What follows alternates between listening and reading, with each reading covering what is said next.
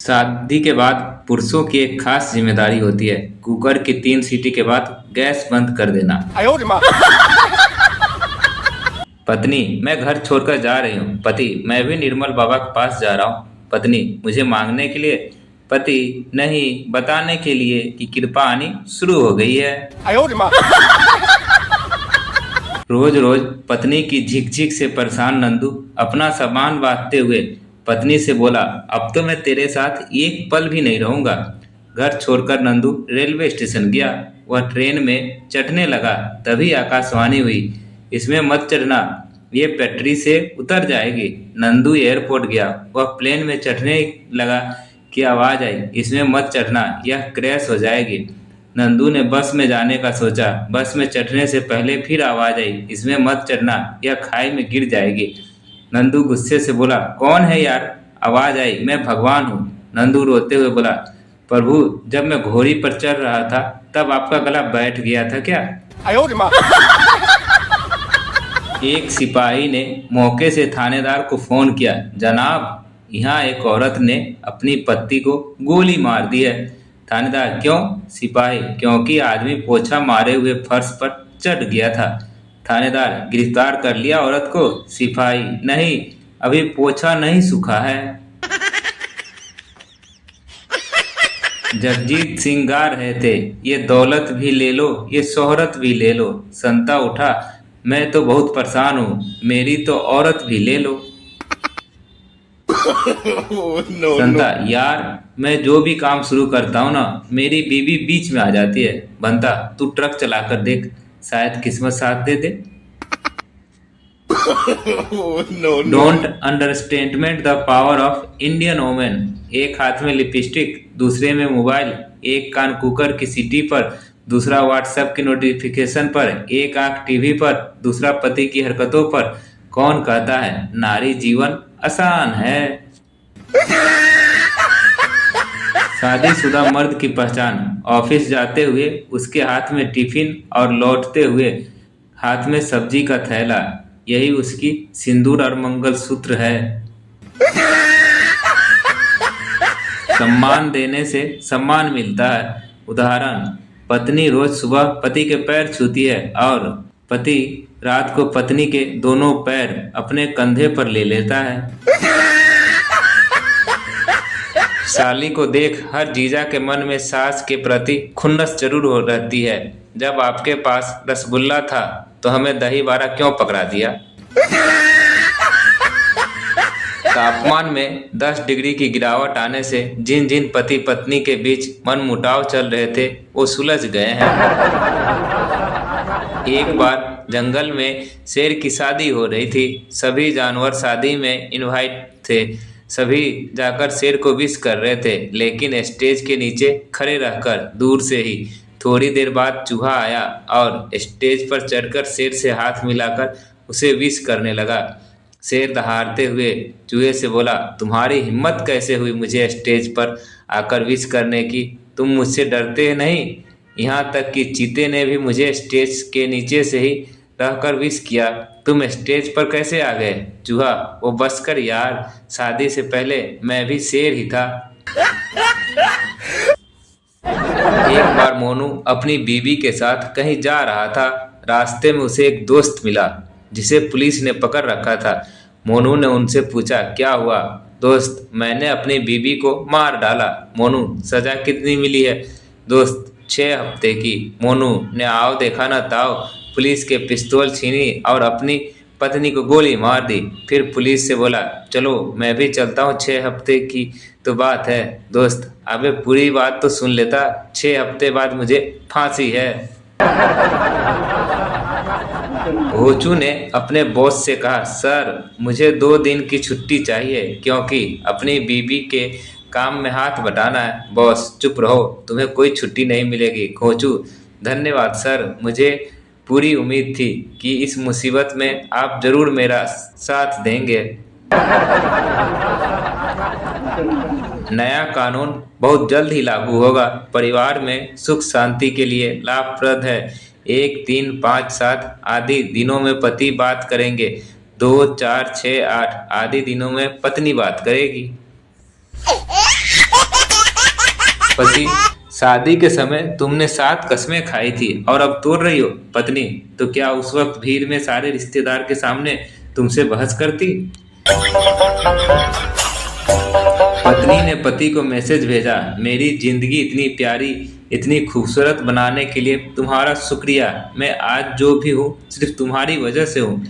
तुम मेरे जीवन में एक फरिश्ता बनकर आई हो और तुमने ही मुझे जीने का मकसद दिया है। Love you. पत्नी ने रिप्लाई किया, मार लिया चौथा पैग, आ जाओ घर, कुछ नहीं कहूंगी। पति, बाहर खड़ा हूँ, गेट खोल दो। अभी नई नई शादी के बाद पत्नी के हाथ का खाना पत्नी ने पहली बार खाया। मिर्च अधिक तेज थी, फिर भी वह बात बिगड़ना नहीं चाहता था। पति, खाना बहुत अच्छा बना है। पत्नी, लेकिन पति देव आप रो क्यों रहे हैं? पति, खुशी के कारण। पत्नी, और दूं? पति, नहीं, मैं ज्यादा खुशी बर्दाश्त नहीं कर पाऊंगा।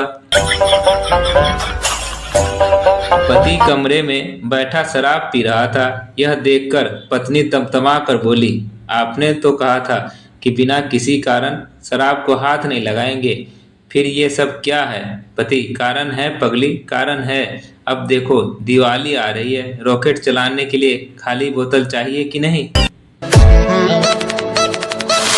पति, आज 8 बजे कुत्तों की रेस है, मुझे वहां जाना है। पत्नी, आप भी न हद करते हो, आपसे ठीक से चला तो जाता नहीं है और रेस लगाने को पड़ी है। पति, यार तुम रोज बैगन क्यों बनाती हो? तुम्हें मालूम नहीं, ज्यादा बैगन खाने से आदमी अगले जन्म में गधा बनता है। पत्नी, यह बात तो मुझे पिछले जन्म में सोचनी चाहिए थी। पति, देखो बारिश हो रही है। पत्नी, सोचो भी मत, घर में बेसन नहीं है, प्याज बहुत महंगी है और बाई नहीं आई है, इसलिए सारे बर्तन जूठे हैं। पति, ओके, इसे कहते हैं मन की बात समझना।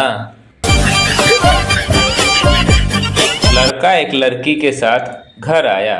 माँ, कौन है यह लड़का? मेरी धर्म पत्नी। माँ, कब से चल रहा था तुम दोनों के बीच ये सब? लड़का, पता नहीं, ये तो पार्क में मेरे बगल में बैठी थी, किसी का इंतजार कर रही थी, बजरंग दल वालों ने हमारी शादी करवा दी। मस्तानी बाजीराव की दूसरी बीवी थी, जिसको वो बेहद प्यार करते थे। मुमताज शाहजहां की 8वीं बीवी थी, जिसको वो जान से ज्यादा प्यार करता था। जोधा अकबर तीसरी बीवी थी, जिनकी प्रेम कहानी अमर हुई। इतिहास गवाह है, किसी ने पहली बीवी से प्यार नहीं किया।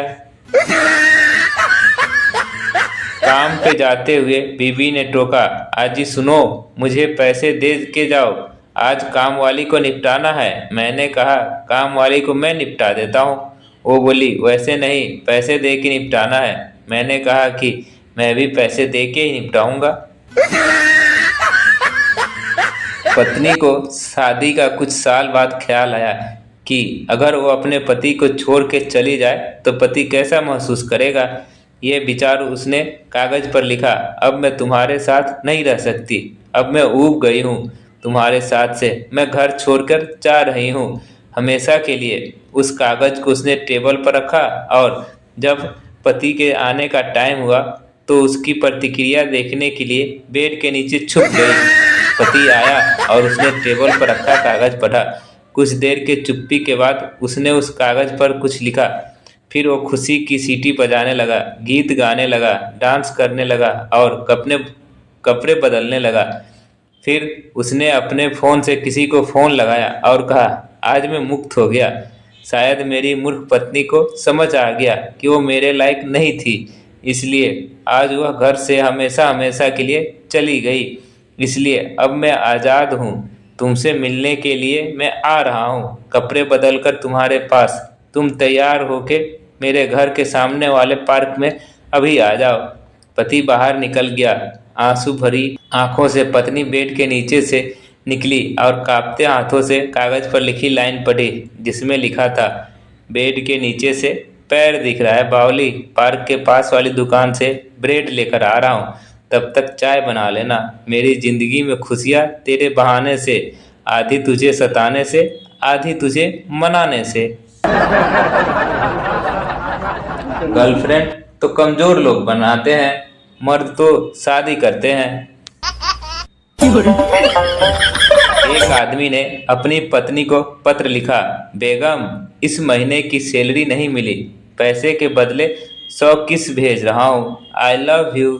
थोड़ी देर बाद पत्नी का पत्र आया, आपका पत्र मिला, सैलरी के बदले आपने 100 किस मिले, 16 किस सब्जी वाले को दे दिए, 29 किस स्कूल के फीस को दे दिए, दूध वाला 7 किस से राजी नहीं हुआ तो उसे 12 किस देने पड़े, मकान मालिक को तो किस से राजी नहीं हुआ तो उसको किस के साथ झप्पी देनी पड़ी। महीना आराम से गुजर गया। Don't worry, I love you too. पति पत्नी से, आज खाने में क्या भेज रही हो? पत्नी, from fresh chilli red tomato with Indian peeled medium cut potatoes. पति, वाओ। ऑफिस जाकर देखा तो आलू टमाटर की सब्जी थी। ज्यादा पढ़ी लिखी पत्नी लाओगे तो यही होगा भाई। दोस्तों, आपको हमारी जोक कैसी लगती है कमेंट कर जरूर बताएं। अच्छी लगती है तो एक लाइक कर दें और चैनल को सब्सक्राइब कर दें।